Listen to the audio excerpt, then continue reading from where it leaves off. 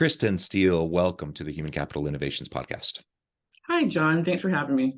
It is a pleasure to be with you. Where are you joining us from today? I am in the RTP area of North Carolina, Research Triangle Park. That includes Raleigh, Durham, Chapel Hill. I'm right smack dab in the middle, so I can get to just about anywhere pretty quickly. Yeah, very good. And I'm Yeah. joining you from south of Salt Lake City in Utah. Today, we're going to be talking about early talent recruitment trends and how that also connects with diversity, equity, and inclusion efforts within organizations. So I'm super excited for this conversation. We've been preparing for it for a long time. It's a pleasure to finally have the chance to sit down with you and explore this together. As we get started, I wanted to share Christen's bio with everybody. Christen Steele is a university recruitment consultant and a certified Clifton Strengths coach. In her role at Yellow, she works with employers to achieve their DEI goals by helping them virtually recruit qualified, diverse early career candidates more efficiently than ever before. Wonderful. Anything you would like to highlight about your personal background or personal context before we dive on into the conversation? I would love to. Thank you for that opportunity. I have worked in higher ed, worked with student athletes. I've worked in refugee resettlement, managing corporate, managing employment programs, helping people become more self-sufficient when they get here, whether they are refugees, asylum seekers, or special immigrant visa holders. So my background is very eclectic in terms of the kind of audiences that I've worked with. But most recently, that Gen Z population has been the group that I have the most experience with a decade or more in higher ed. So really happy to be talking about my experiences coming from that space in career services and now working with employers. So again. Wonderful.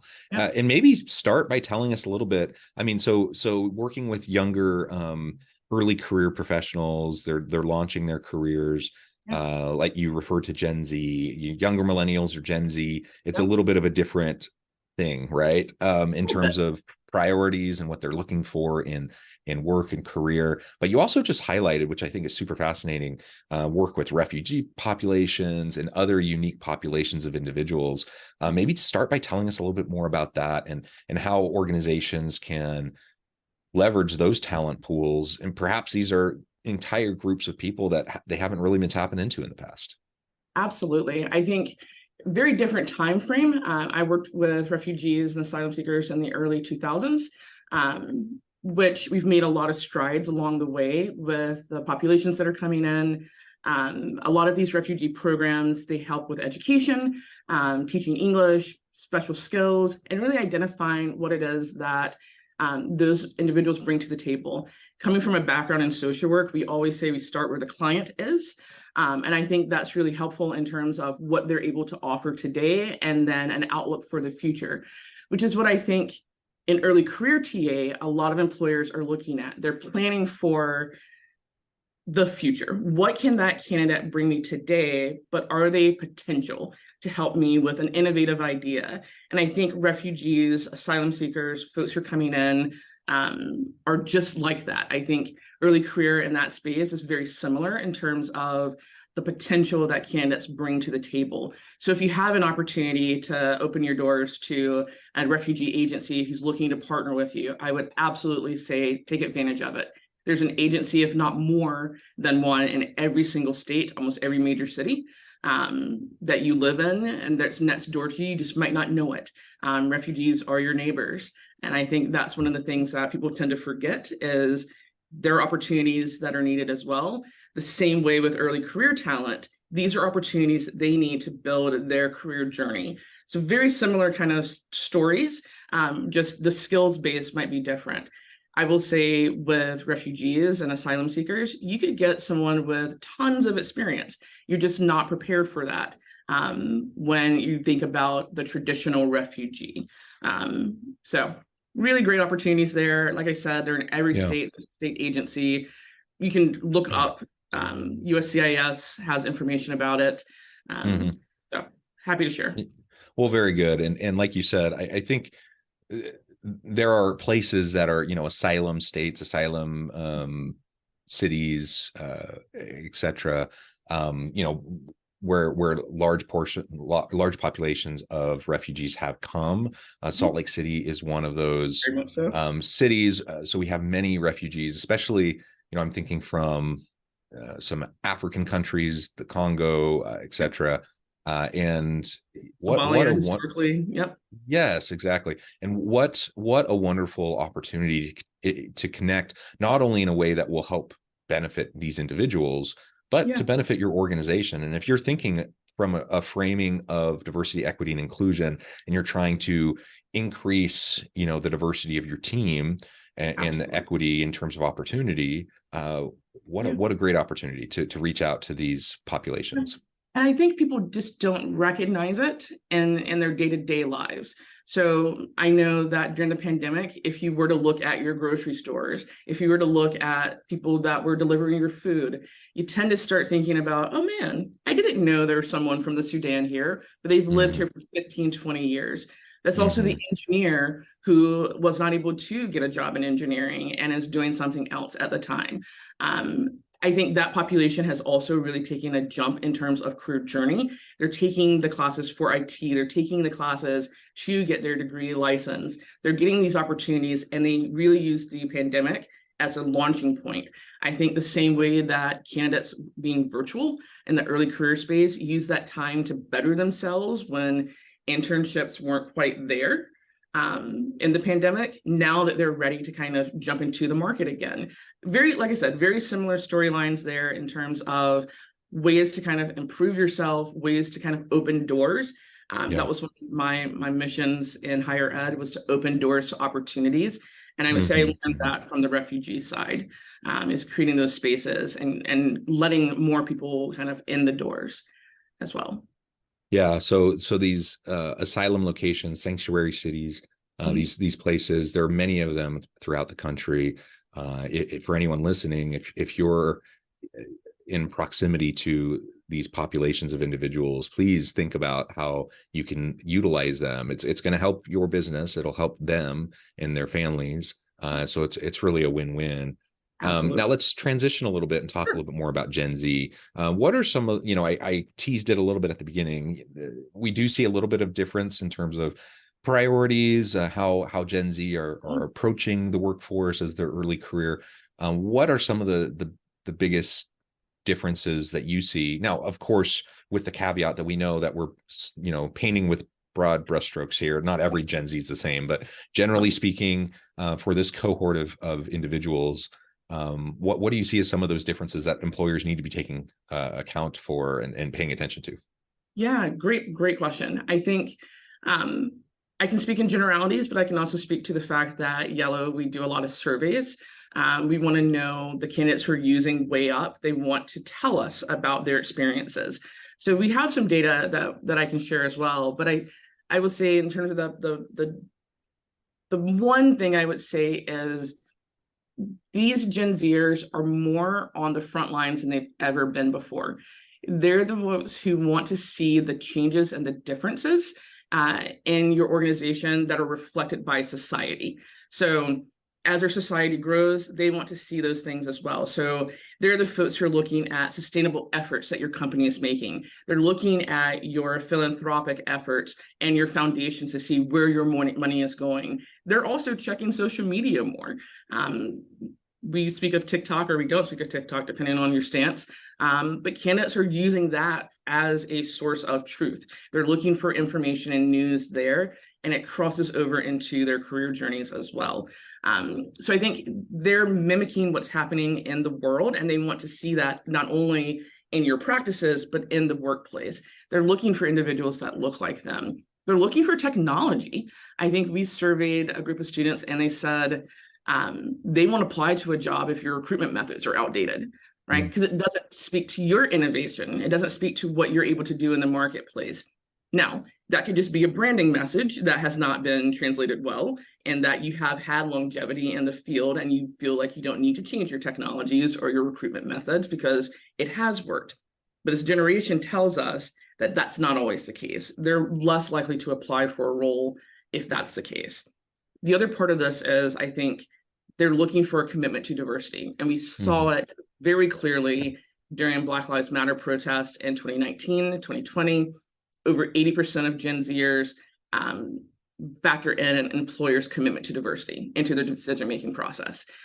And if we know that they're thinking about that when they're making their decisions about their career journeys, where they're starting, where they're going to get that first taste of what it's like to be in the real world, they're hoping that that aligns with their employer. In higher ed, I would teach, how do you manage making those decisions with your own values? And we all have different values, we all have different priorities. But when you're aligning that with your career journey, or you're thinking about things like financial decisions, are you thinking about ethics when it comes to the workplace? And those are questions that this generation is asking more and more, because the millennials ask those questions. They're the ones who put it out there. Gen Z is pushing it further ahead because they're so vocal about it. Yeah, and as we think more about that, you know, I've seen lots of data around kind of the activism posture of Gen Z. Like, they want to be engaged, they want to be involved, they want to make a difference, they want to have a social impact in the world, they want to do things that are meaningful, that add value.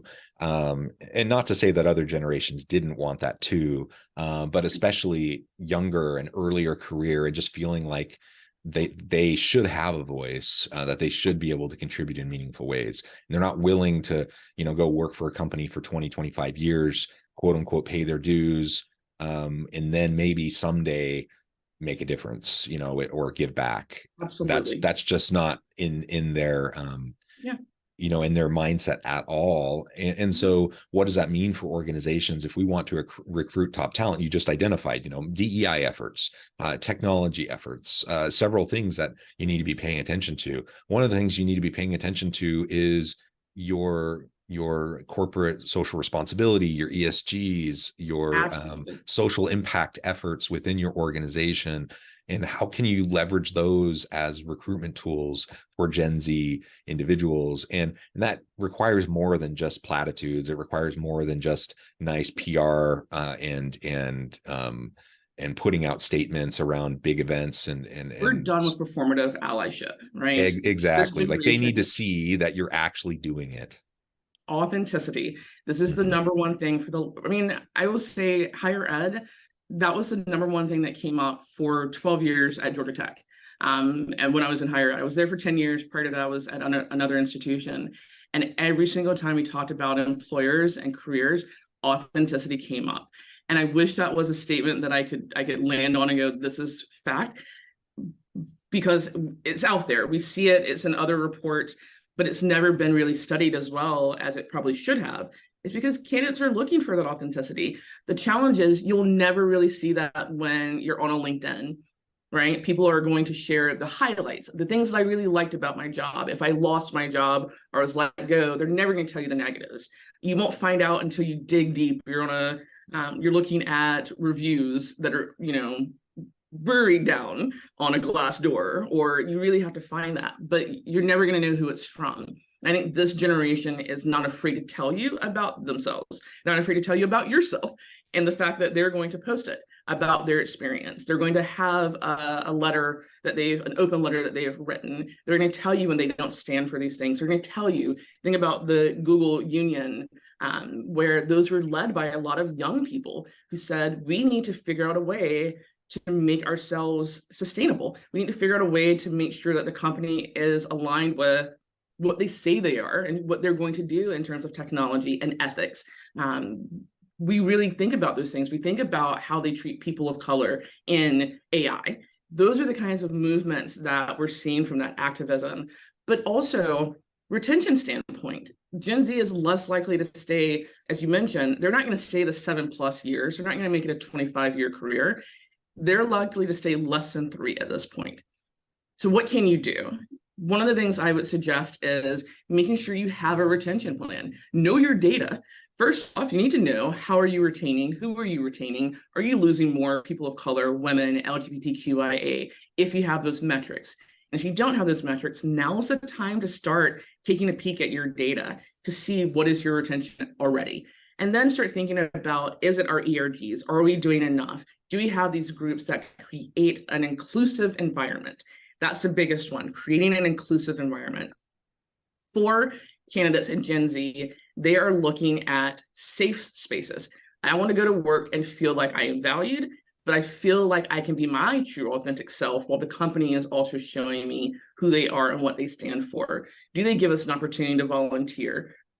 Is it paid time off to volunteer? Even better. So they're looking for those things, and that's what's going to keep them around. They're going to want to stay for a company that they see that aligns with their own values. And if you have the opportunity to promote within, 60% of Gen Zers are looking for that promotion train. So keeping them there and creating an opportunity for them to be innovative, to show you what they're capable of, and to create those spaces is another opportunity in terms of retention. I love this population because they're so vocal about what they need. So we have this kind of information to make those decisions. And if we can step out of our own way sometimes, we can really lean in because they have such diverse voices. They have such unique backgrounds. I learned from the 18-year-old intern or my student assistant in the office as much as I learned from my supervisor, who's been in higher ed for 30 plus years. So there's always something you can gain from that person because she might be a young mixed race woman in engineering that's trying to figure out what she's going to do, whereas this person has been in their career and settled for a long time. Her innovations and her ideas might be helpful. And I love that about this generation because they do offer so much. You just have to work with them and teach them some of the best practices, if you will.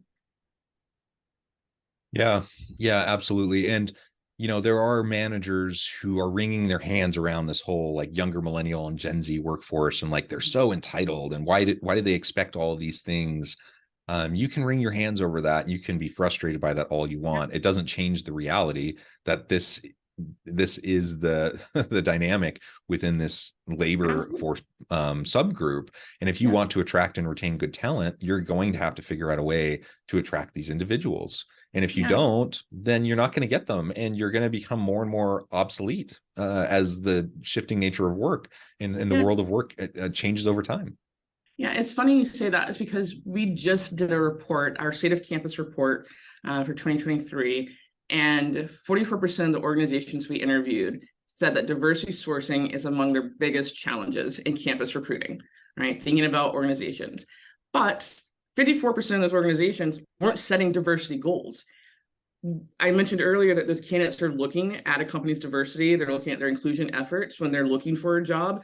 So imagine that same thing happening, yet you don't have any goals, you don't have anything set in place to help attract those candidates nor retain them.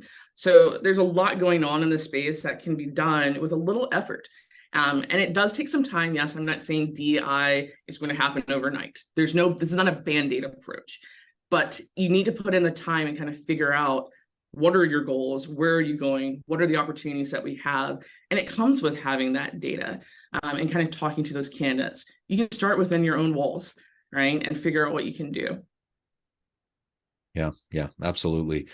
So as you're working with this population and you're trying to help these early career professionals, what are some of the things that you're doing specifically to help them navigate this, recognizing that their attitudes, their priorities might be shifting, but there may be a lag time in how organizations are responding to the needs and the demands of this population. And you still want to get, launch your career. You still want to have a great job, great opportunities. You want to progress. So what kinds of things are you saying to young career individuals in the Gen Z population around coaching and helping them prepare, within this current context?